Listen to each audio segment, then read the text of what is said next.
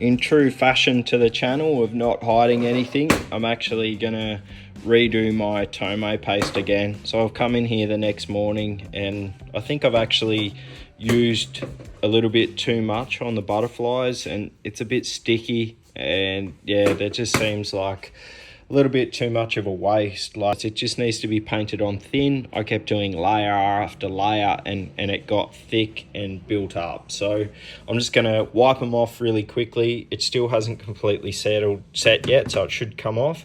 I just need to be really careful because I've already put my seals in, the new seals in the end.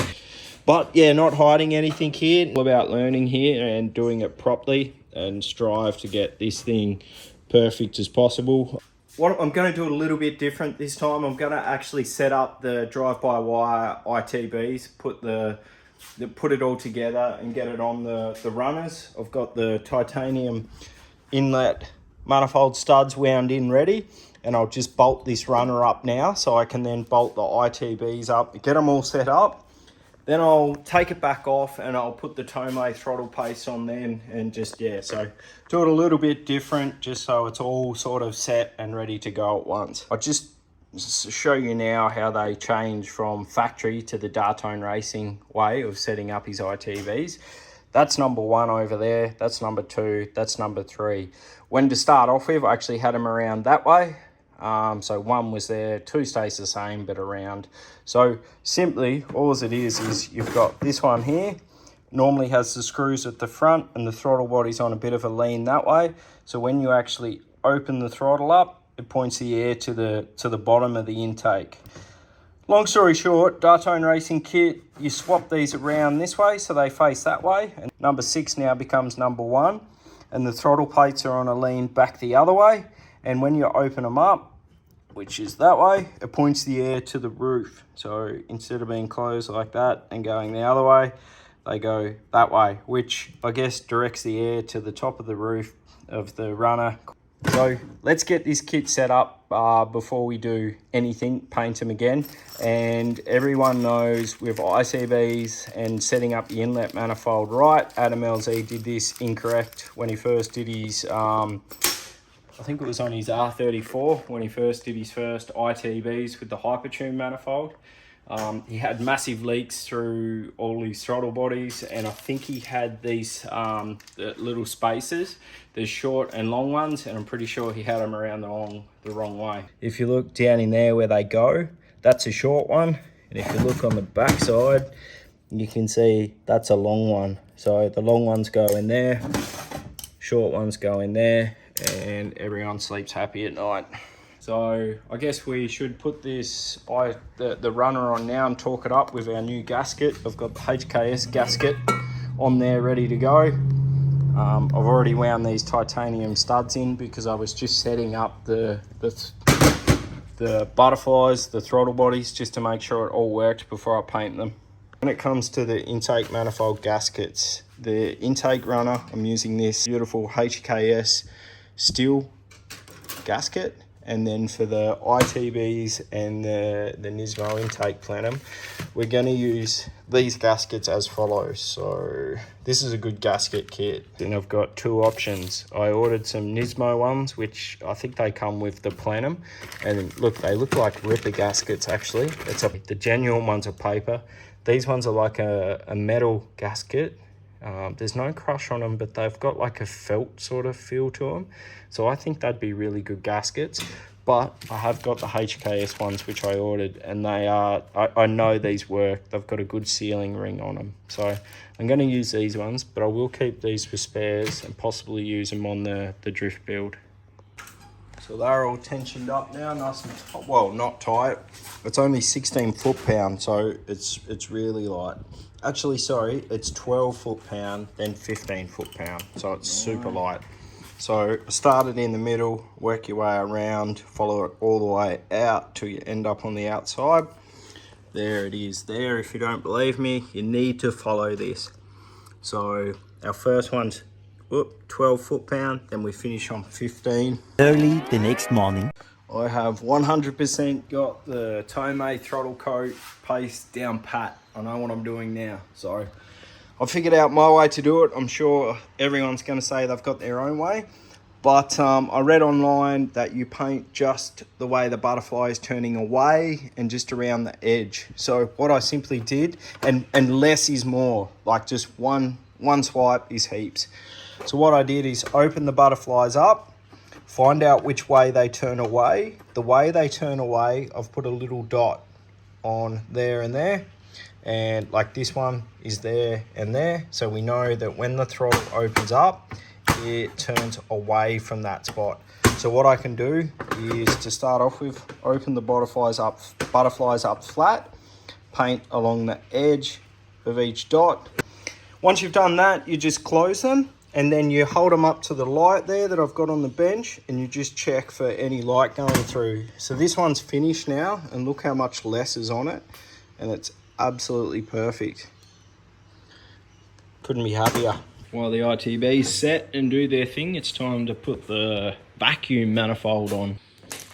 Got our bolts from when we disassembled it, and these O-rings, which were pretty much basically new, so that's why I'm not going to replace them. I've checked them, they've got heaps of crush in them still, nice and soft. So let's put those on. No sealant on this, and then just torque it down. Okay, I'm going to go over the drive-by-wire kit. This is your billet throttle motor. Anthony from Dahtone, Dahtone Racing make this bracket, which is designed to mount it up underneath. You undo your AAC, or whatever the hell it's called, off the bottom, and then you mount that there with 2 bolts simply up underneath it, and that's it. And then you've got your throttle arm here, which goes up to your ITVs. So you will get this little bad boy here, which goes on the end of the ITV. It's got 2 grub screws in it with that Remax, these white collars which go in to stop the seals from popping out. So that slides onto there, and that's just a connector for 1 ITVs to number 2 ITVs. And then the third one is connected by this one here, the exact same way, except it's got its arm off it, which drops down to a drive-by-wire motor. As you know, I've already got the wiring loom through, so it's a really simple kit. You could probably mount this in a few hours and have it up and running. Got everything on now, so the intake runner's on. We got our vacuum plenum, new O-rings there. I've got new bolts in them too.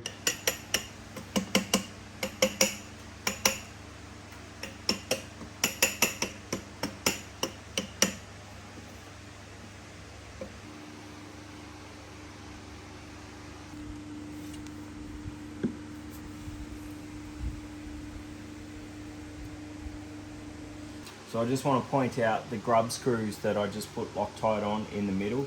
It says in the instructions to use Loctite red, which is high strength, but for some reason the Worth high strength Loctite is green, not red, and the medium strength is blue, which is normal. Blue is medium strength. I don't know why the Worth stuff's green, but it is. So for those that are shouting at me saying I should have used red, it's the same stuff. Now the next thing to do is to mount the throttle linkage. So what you need to do is, once it's all bolted up, your grub screws are in and you're happy with your alignment, you just give it a flick through, make sure everything clears and they go back to rest. You've got no major gaps there with your Tomei throttle paste. Check it again. Now when we fit this linkage, it goes to the top there like that with said bolt, and then it goes to the bottom one. And what you're going to do is you're actually going to hold the throttle till it's stop position, which is backwards. Now what you'll notice is, see how it springs off its seat? That is completely normal. So that's how you get your adjustment. You hold it shut, put the linkage on, and then you let it go, and the butterflies will crack slightly. Up is to open them, down is to shut.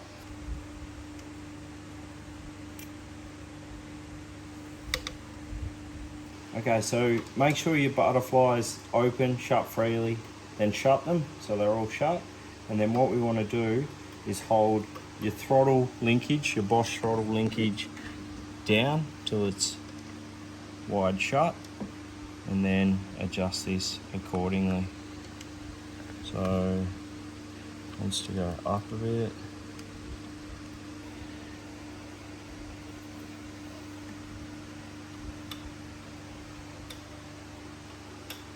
That's it, really easy. What a kit. That's it's awesome. I can't wait to hook it up and see it going. I reckon I'll be pretty happy when I see that.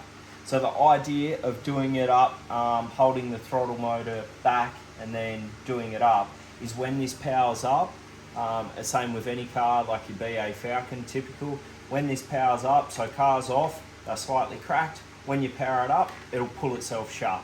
So that's why they sit like that with no power to them. If we were to power that up, it'll actually pull shut.